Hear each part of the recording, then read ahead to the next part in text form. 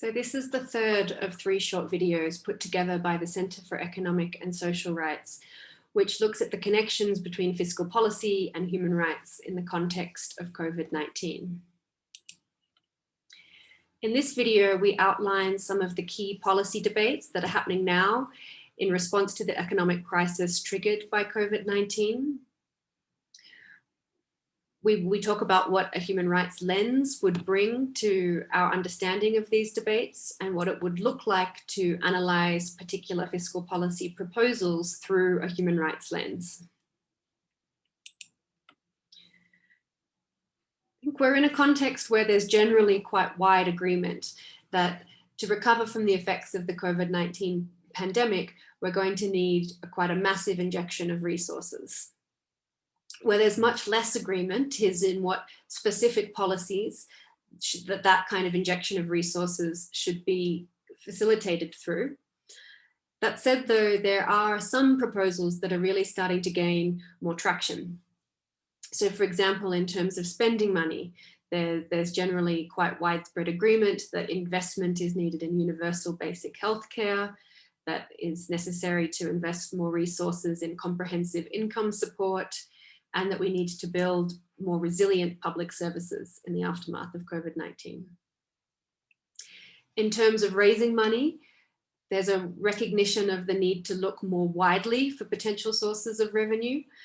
Some of the proposals in this regard include taxing excess profits that have been made during the pandemic, introducing or increasing taxes on wealth, and fighting tax abuse more broadly.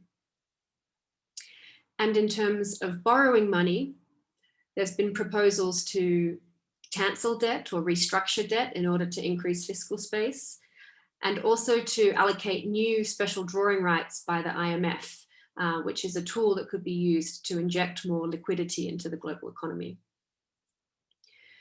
Given that the COVID pandemic has been a global crisis, it's also critical that the solution be global as well. And so international cooperation through multilateral institutions will be essential to advance on some of the policies that have just been outlined here. What you can see from these proposals, though, is that we're really at a point where some of the very deeply entrenched assumptions about what fiscal policy should do are starting to be questioned.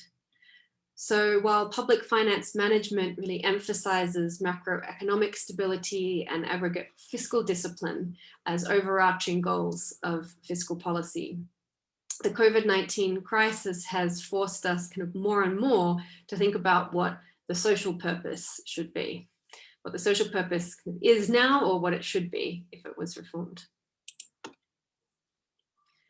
So if we use human rights as a way to define the social purpose of fiscal policy, essentially what we're saying is that its goal should be rights realization. In other words, the goal of fiscal policy should be ensuring that everyone can lead a life of dignity.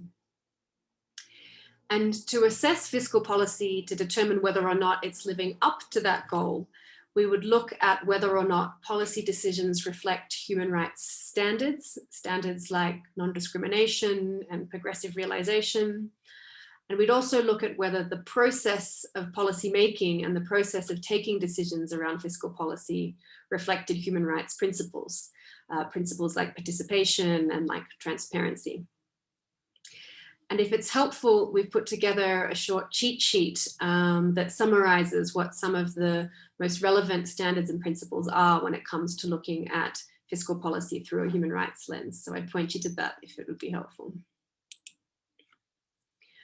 One final thing to say before wrapping up this video is to emphasize that rights-based analysis of fiscal policy involves more than just crunching the numbers of a government's budget.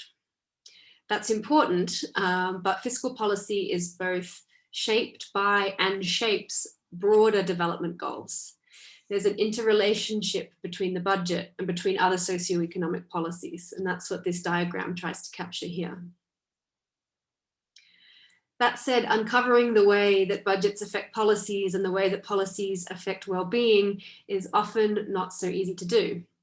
We need to draw on a range of different research methods to show these connections.